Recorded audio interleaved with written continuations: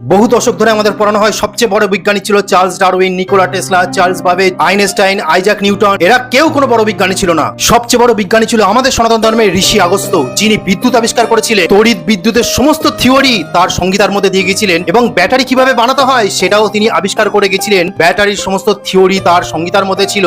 সেখান থেকেই Nikola Tesla এই তথ্য পেয়েছিল।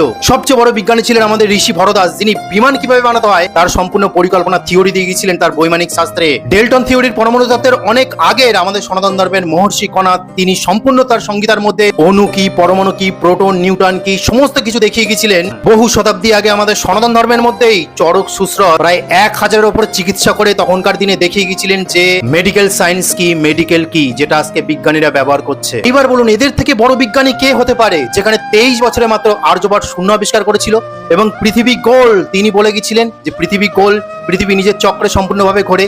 সেই দিন তো বিজ্ঞান